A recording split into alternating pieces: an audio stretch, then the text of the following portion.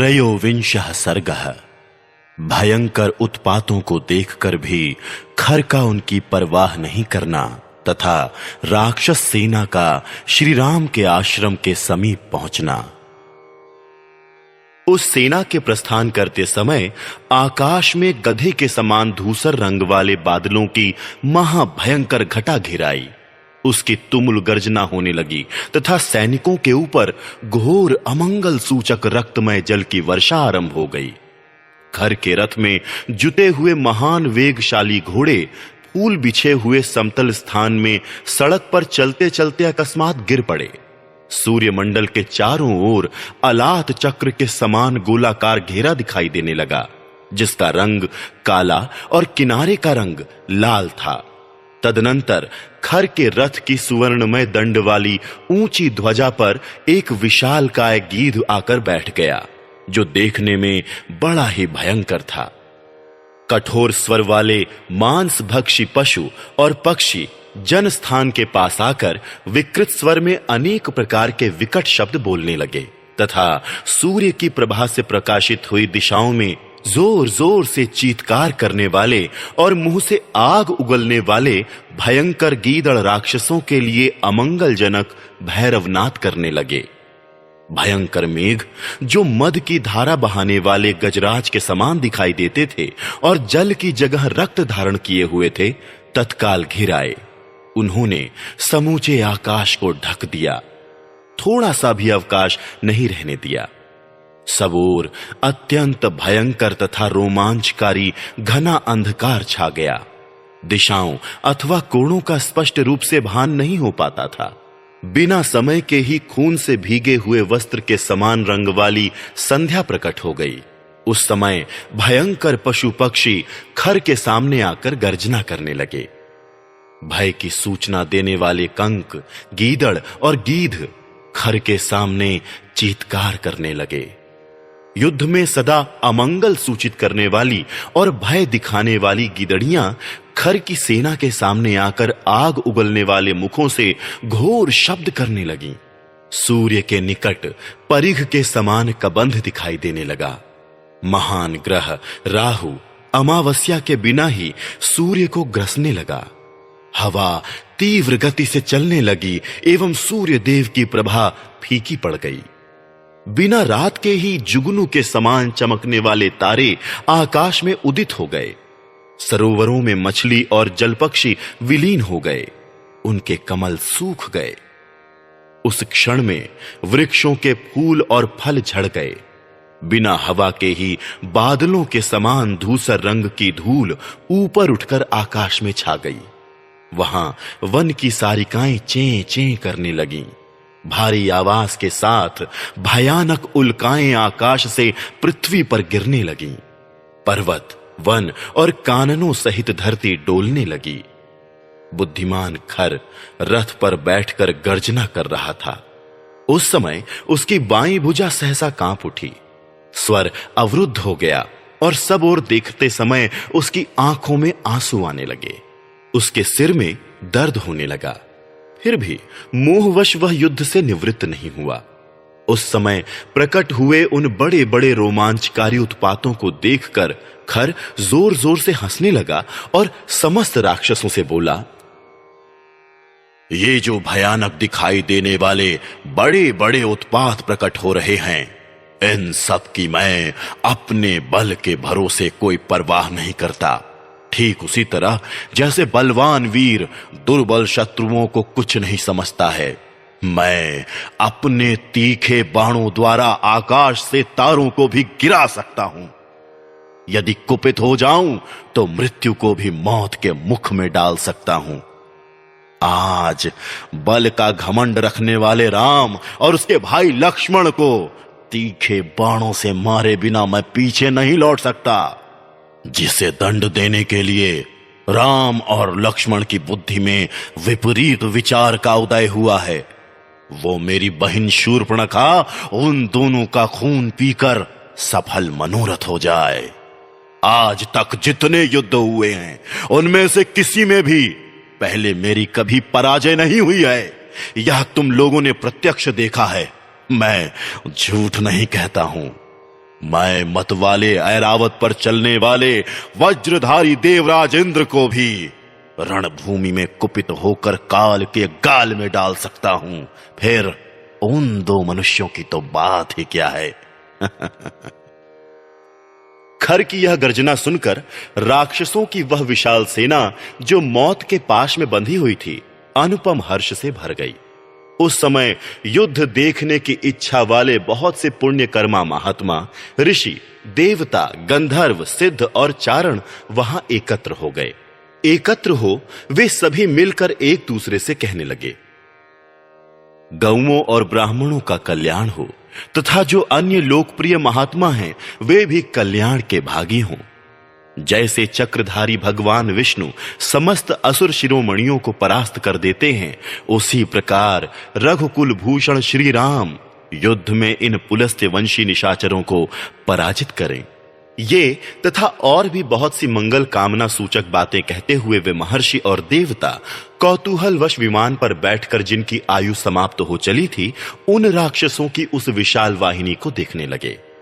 खर रथ के द्वारा बड़े वेग से चलकर सारी सेना से आगे निकल आया और शेन नागी, पृथुग्रीव, यज्ञ शत्रु, विहंगम, दुर्जय, करविराक्ष, परुष, कालकारमुक, हेममाली, महामाली, सर्पास्य तथा रुधिराशन, ये 12 महापराक्रमी राक्षस खर को दोनों ओर से घेर कर उसके साथ साथ चलने लगे।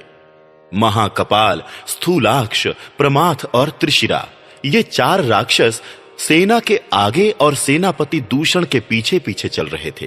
राक्षस वीरों की वह भयंकर वेग वाली अत्यंत दारुण सेना जो युद्ध की अभिलाषा से आ रही थी, सहसा उन दोनों राजकुमार श्री राम और लक्ष्मण के पास जा पहुंची, मानो ग्रहों की पंक्ति चंद्रमा और सूर्य के समीप प्रकाशित हो रही हो। चतुर्विंशः सर्गः।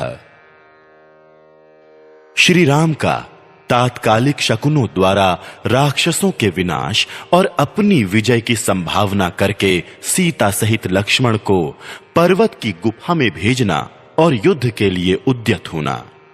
प्रचंड पराक्रमी खर जब श्री राम के आश्रम की ओर चला, तब भाई सहित श्री राम ने भी उन्हीं उत्पात सूचक लक्षणों को देखा। प्रजा के अहित की सूचना देने वाले उन महाभयंकर उत्पातों को देखकर श्री रामचंद्र जी राक्षसों के उपद्रव का विचार करके अत्यंत अमर्ष में भर गए और लक्ष्मण से इस प्रकार बोले, महाबाहु, ये जो बड़े बड़े उत्पात प्रकट हो रहे हैं, इनकी ओर दृष्टिपात करो। समस्त भूतों के संहार की सूचना देने वाले ये महान उत्पात इस समय इन सारे राक्षसों का संहार करने के लिए उत्पन्न हुए हैं। आकाश में जो गधों के समान धूसर वर्ण वाले बादल इधर उधर विचर रहे हैं, ये प्रचंड गर्जना करते हुए खून की धाराएं बरसा रहे हैं। युद्ध कुशल लक्ष्मण, मेरे सारे बाण उत्पात वश उठने वाले धूम से संबद्ध हो युद्ध के लिए मानो आनंदित हो रहे हैं, तथा जिनके पृष्ठभाग में सुवर्ण मढ़ा हुआ है, वे मेरे धनुष भी प्रत्यंचा से जुड़ जाने के लिए स्वयं ही चेष्टाशील जान पड़ते हैं। यहां जैसे जैसे वंचारी पक्षी बोल रहे हैं, उनसे हमारे लिए भविष्य में अभय की और राक्षसों के लिए प्राण संकट की प्राप्ति सूचित हो रही है। मेरी ये दाहिनी भुजा बारंबार फड़क कर इस बात की सूचना देती है कि कुछ ही देर में बहुत बड़ा युद्ध होगा, इसमें संशय नहीं है।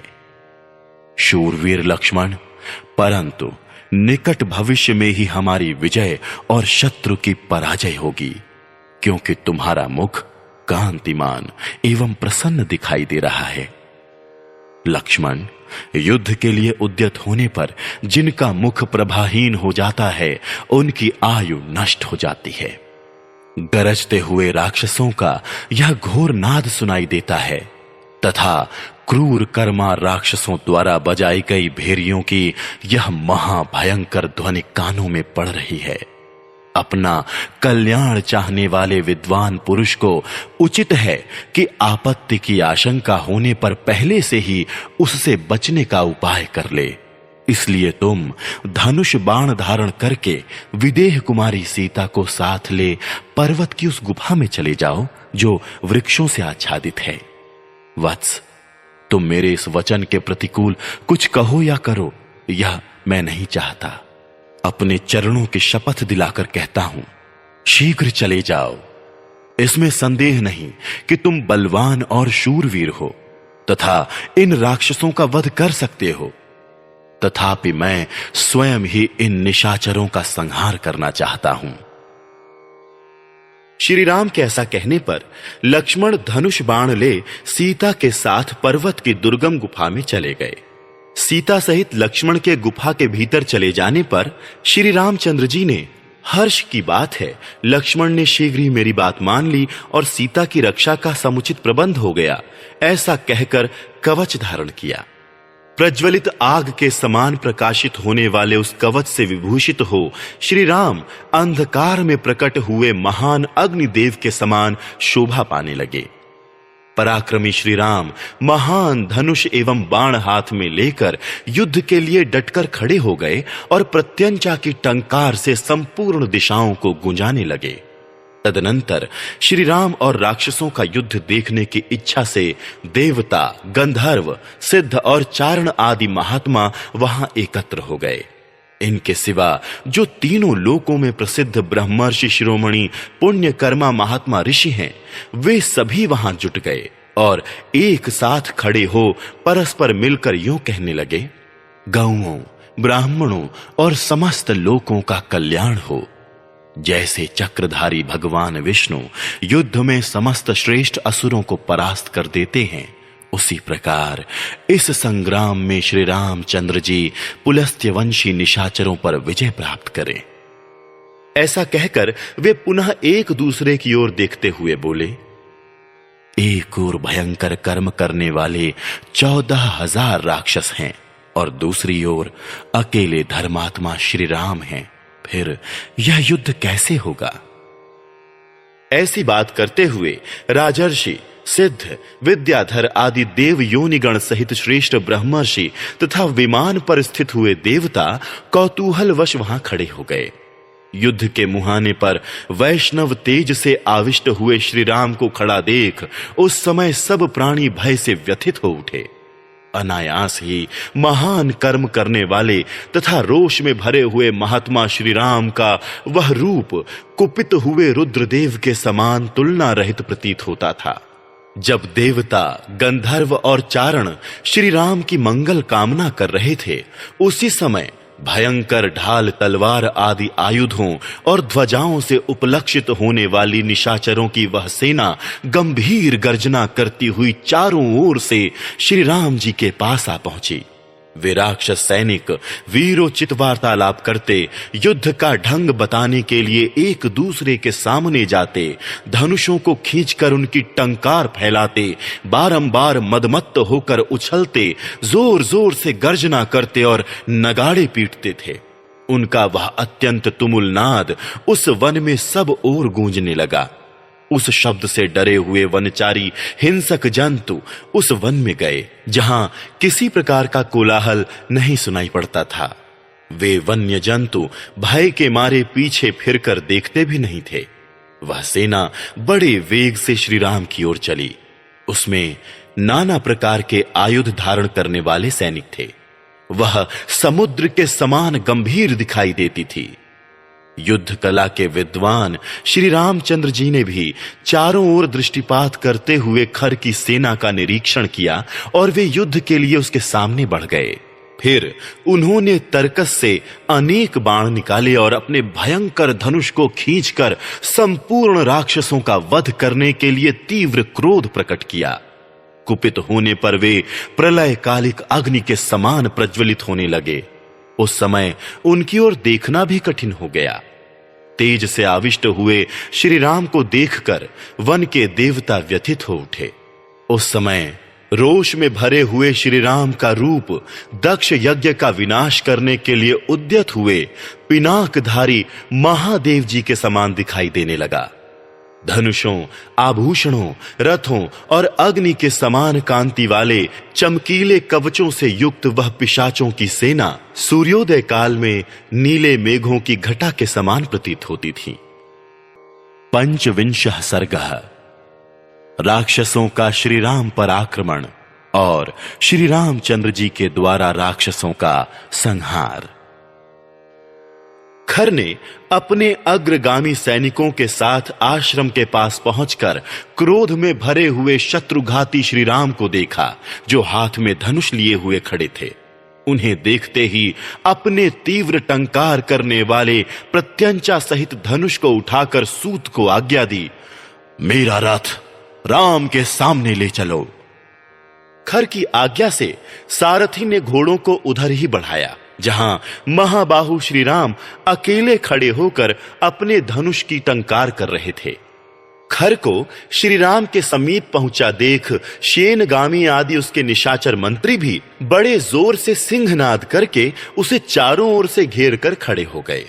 उन राक्षसों के बीच में रथ पर बैठा हुआ खर तारों के मध्य भाग में उगे हुए मंगल की भांति शोभा पा रहा था। उस समय खर ने समरांगण में सहस्त्रों बाणों द्वारा अप्रतिम बलशाली श्री राम को पीड़ित सा करके बड़े जोर से गर्जना की।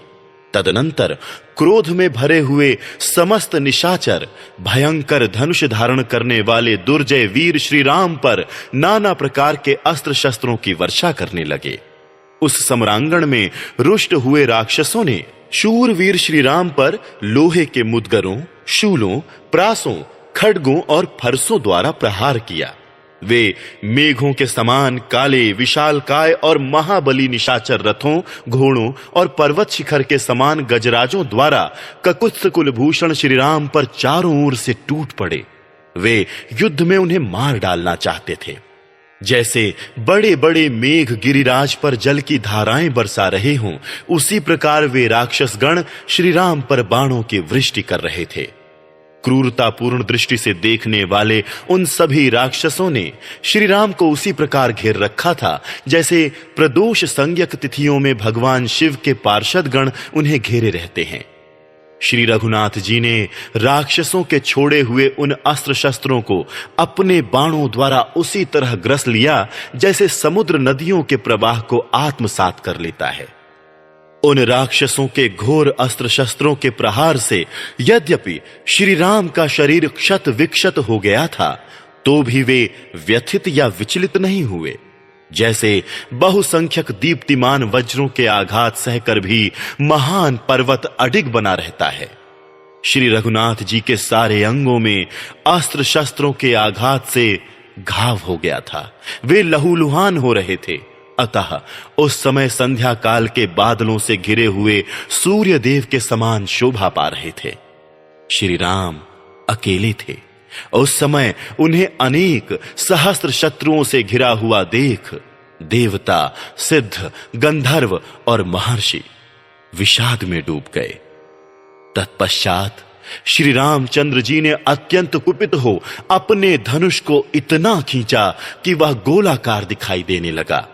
फिर तो वे उस धनुष से रणभूमि में सैकड़ों हजारों ऐसे पैने बाण छोड़ने लगे जिन्हें रोकना सर्वथा कठिन था, जो दुस्सह होने के कारण ही काल पाश के समान भयंकर थे। उन्होंने खेल खेल में ही चील के परों से युक्त असंख्य सुवर्ण भूषित बाण छोड़े। शत्रु के सैनिकों पर श्री राम द्वारा लीला पूर्वक छोड़े गए वे बाण काल पाश के समान राक्षसों के प्राण लेने लगे।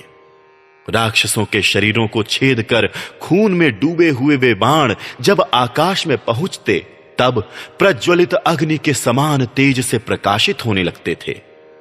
श्री राम के मंडलाकार धनुष से अत्यंत भयंकर और राक्षसों के प्राण लेने वाले असंख्य बाण छूटने लगे। उन बाणों द्वारा श्री राम ने समरांगण में शत्रुओं के सैकड़ों हजारों धनुष, ध्वजाओं के अग्रभाग, ढाल, कवच, आभूषणों सहित भुजाएं तथा हाथी की सूंड के समान जांघें काट डाली।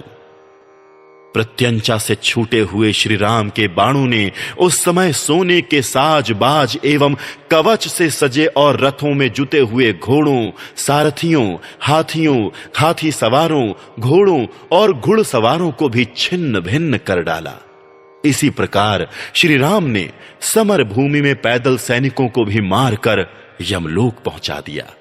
उस समय उनके नालीक, नाराज और तीखे अग्रभाग वाले विकर्णी नामक बाणों द्वारा छिन्न भिन्न होते हुए निशाचर भयंकर आर्तनाद करने लगे। श्री राम के चलाए हुए नाना प्रकार के मर्म भेदी बाणों द्वारा पीड़ित हुई वह राक्षस सेना आग से जलते हुए सूखे वन की भांति सुख शांति नहीं पाती थी। कुछ भयंकर बलशाली शूरवीर निशाचर अत्यंत कुपित हो श्री राम पर प्रासों, शूलों और फरसों का प्रहार करने लगे, परंतु पराक्रमी महाबाहु श्री राम ने रणभूमि में अपने बाणों द्वारा उनके उन अस्त्र शस्त्रों को रोककर उनके गले काट डाले और प्राण हर लिए। सिर, ढाल और धनुष के कट जाने पर वे निशाचर गरुण के पंख की हवा से टूटकर गिरने वाले नंदनवन के वृक्षों की भांति धराशायी हो गए। जो बचे थे वे राक्षस भी श्री राम के बाणों से आहत हो विषाद में डूब गए और अपनी सेना के लिए खर के पास ही दौड़े गए। परंतु बीच में दूषण ने धनुष लेकर उन सबको आश्वासन दिया और अत्यंत कुपित हो रोष में भरे हुए यमराज की भांति वह क्रुद्ध होकर युद्ध के लिए डटे हुए श्री रामचंद्र जी की ओर दौड़ा। दूषण का सहारा मिल जाने से निर्भय हो वे सब के सब फिर लौट आए और साखू, ताड़ आदि के वृक्ष तथा पत्थर लेकर पुनः श्री राम पर ही टूट पड़े। उस युद्ध स्थल में अपने हाथों में शूल, मुद्गर और पाश धारण किए वे महाबली निशाचर बाणों तथा अन्य अस्त्र शस्त्रों की वर्षा करने लगे। कोई राक्षस वृक्षों की वर्षा करने लगा तो कोई पत्थरों की। उस समय इन श्री राम और उन निशाचरों में पुनः बड़ा ही अद्भुत, महाभयंकर, घमासान और रोमांचकारी युद्ध होने लगा। वे राक्षस कुपित होकर चारों ओर से पुनः श्री रामचंद्र जी को पीड़ित करने लगे। तब सब ओर से आए हुए राक्षसों से संपूर्ण दिशाओं और उपदिशाओं को घिरी हुई देख बाण वर्षा से आच्छादित हुए महाबली श्री राम ने भैरव नाद करके उन राक्षसों पर परम तेजस्वी गांधर्व नामक अस्त्र का प्रयोग किया। फिर तो उनके मंडलाकार धनुष से सहस्त्रों बाण छूटने लगे। उन बाणों से 10 दिशाएं पूर्णतः आच्छादित हो गईं। बाणों से पीड़ित राक्षस यह नहीं देख पाते थे कि श्री रामचंद्र जी कब भयंकर बाण हाथ में लेते हैं और कब उन उत्तम बाणों को छोड़ देते हैं। वे केवल उनको धनुष खींचते देखते थे। श्री रामचंद्र जी के बाण समुदाय रूपी अंधकार ने सूर्य सहित सारे आकाश मंडल को ढक दिया। उस समय श्री राम उन बाणों को लगातार छोड़ते हुए एक स्थान पर खड़े थे। एक ही समय बाणों द्वारा अत्यंत घायल हो एक साथ ही गिरते और गिरे हुए बहुसंख्यक राक्षसों की लाशों से वहां की भूमि पट गई। जहां जहां दृष्टि जाती थी वहीं वहीं वे हजारों राक्षस मरे, गिरे, क्षीण हुए, कटे पिटे और विदीर्ण हुए दिखाई देते थे।